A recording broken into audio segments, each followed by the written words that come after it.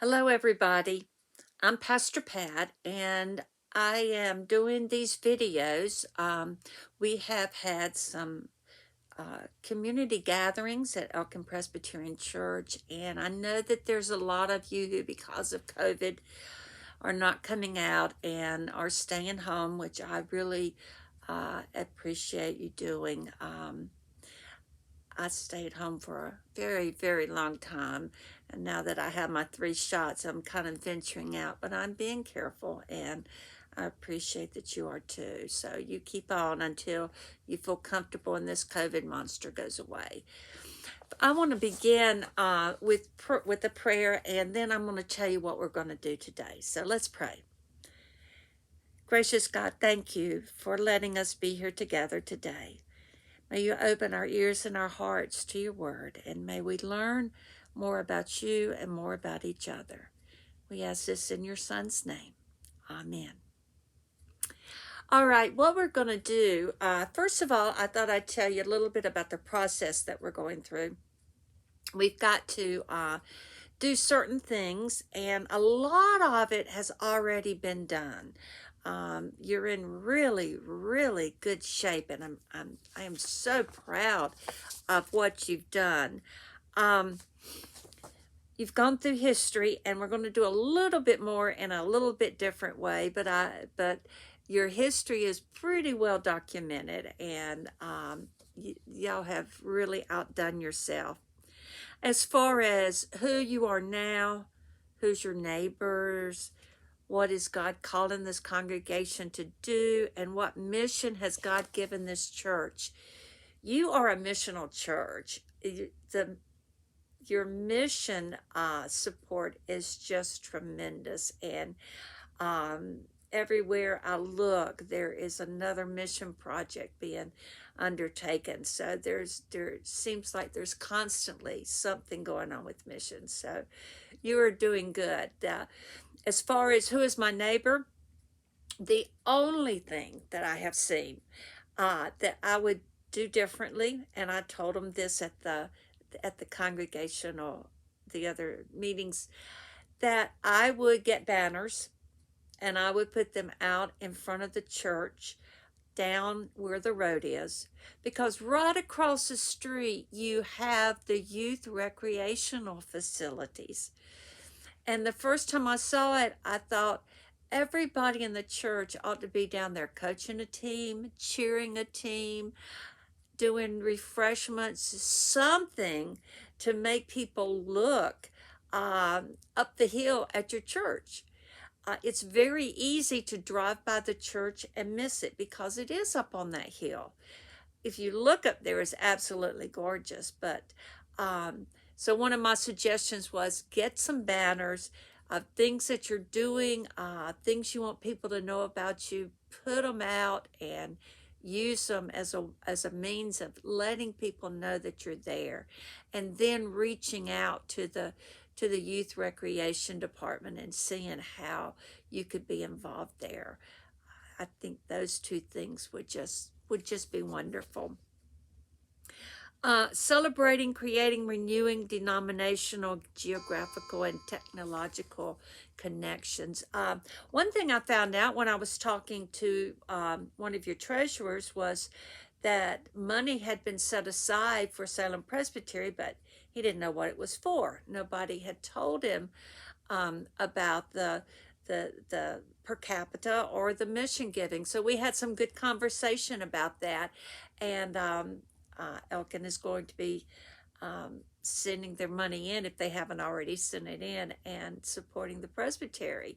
They're very, very much wanting to do that. They recently had David Lamont come, and they reached out to the presbytery and got on their website, and so they are really in tune with the presbytery. And I think that as things settle down and their new pastor comes, that they will be even more inclined to be involved with the presbytery.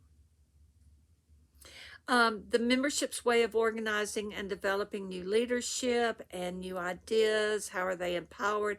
How does new leadership emerge? it's really difficult for this church right now.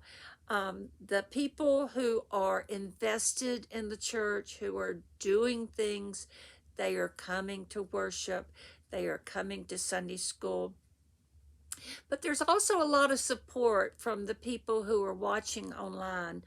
We do live stream the services, and they are still participating through their tithes and their offerings.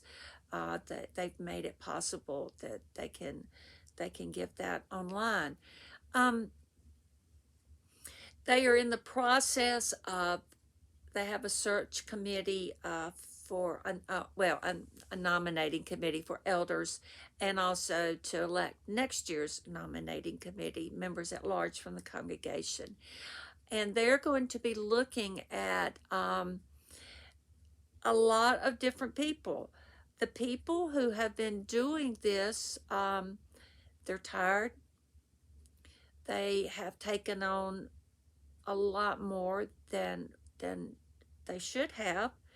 And my advice to them has been to not take on any other projects at this time, but to rest. And then at the first of the year, when session starts up, when the new session is there, then we can look at, what everyone is going to be doing.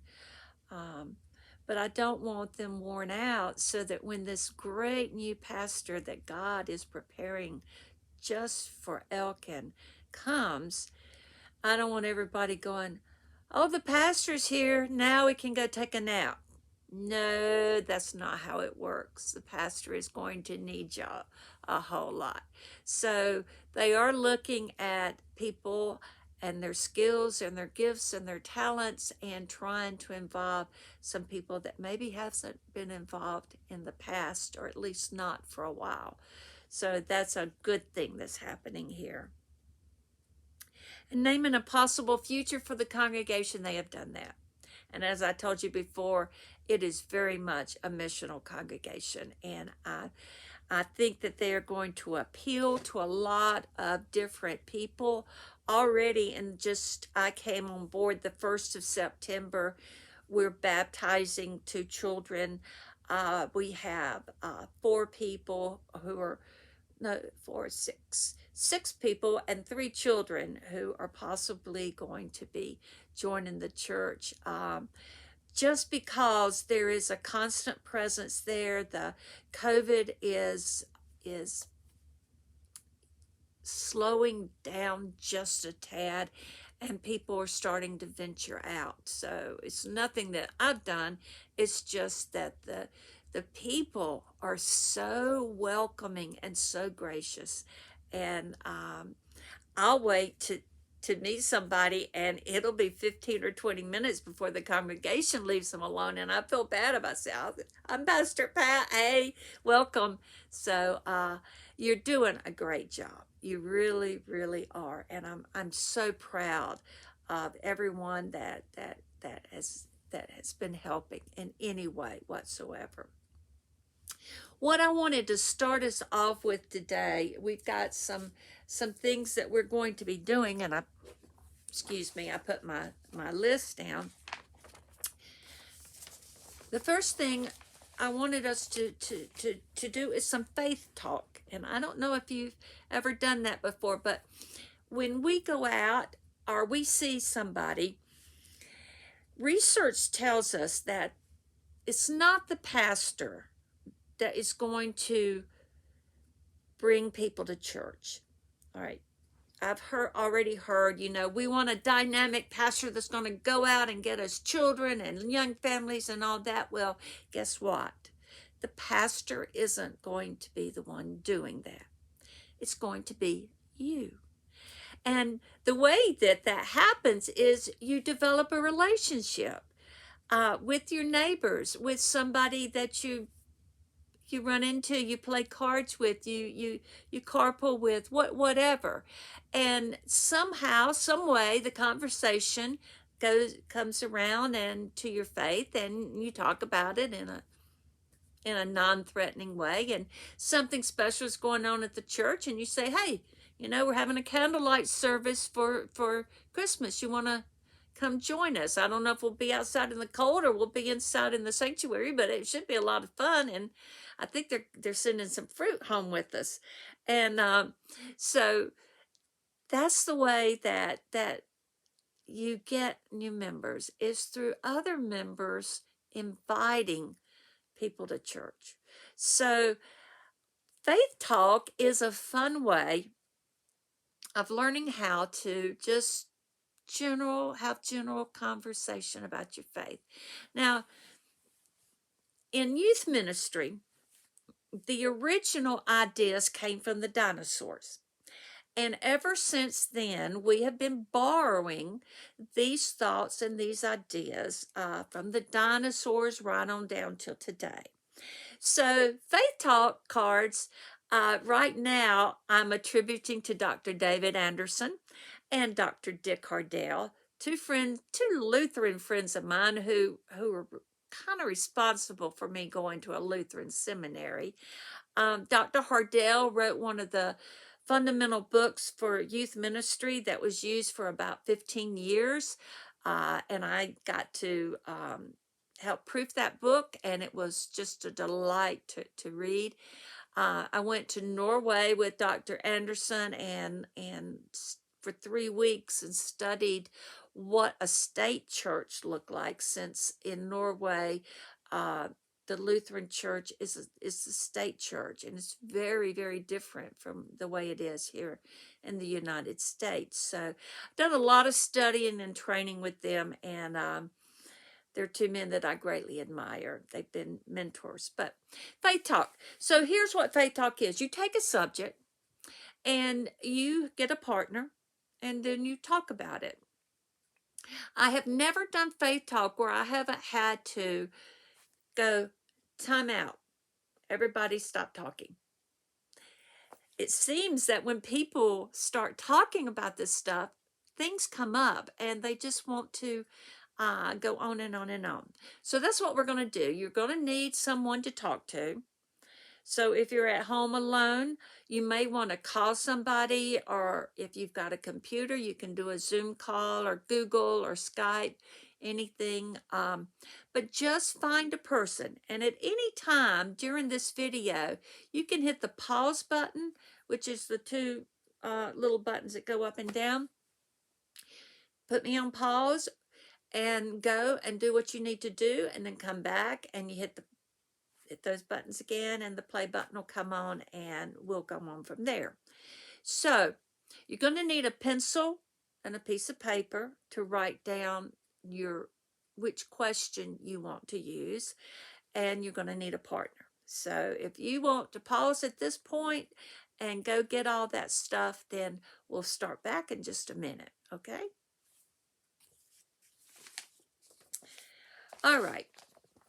Here are the questions that you can choose from, and it's important that you have a choice. If we were doing this in person, I have about 100 or 200 questions that I would spread out, and I would just let you pick some.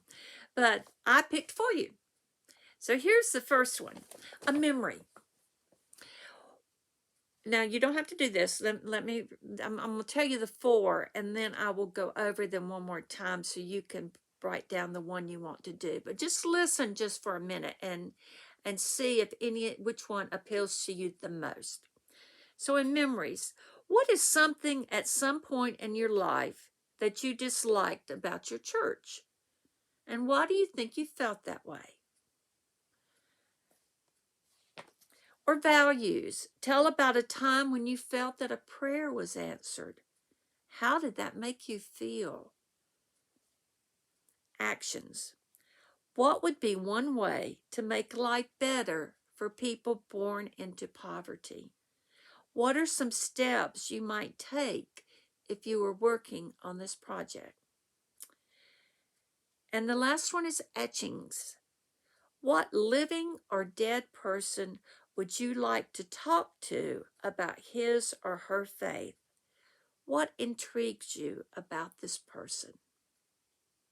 Now, I can tell you right now, my first one would be Peter, because Peter and I both suffer from foot and mouth disease. My second person would be Dietrich Bonhoeffer. Now, I probably wouldn't understand a single thing that Bonhoeffer said, but I would love just to sit at his feet and listen to him. So, you ready? So, you're going to pick one of these. What is something that at some point in your life you didn't like about your church? And why do you think you felt that way? The second is tell about a time when you felt that a prayer was answered, and how did that make you feel? Number 3, what would be one way that you to make life better for people who are living in poverty? And what are some steps you might take if working on that project? And the last one is, what living or dead person would you like to talk to about his or her faith? And what intrigues you about this person? Okay? So you put me on pause and y'all talk. And when you're through talking, and I would say if you go over about 20 minutes or 30 minutes, you can stop. And then you can just hit play again. Okay?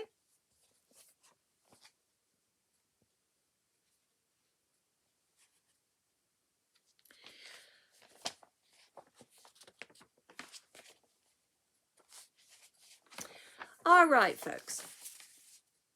We've had about 30 minutes worth of work, or maybe a little bit more, and that's enough for this first session.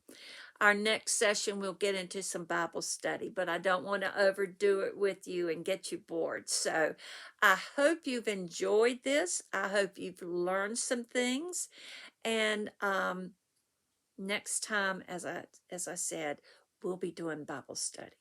So y'all have a wonderful day, and I just hope that you are blessed beyond measure. Bye-bye, everybody.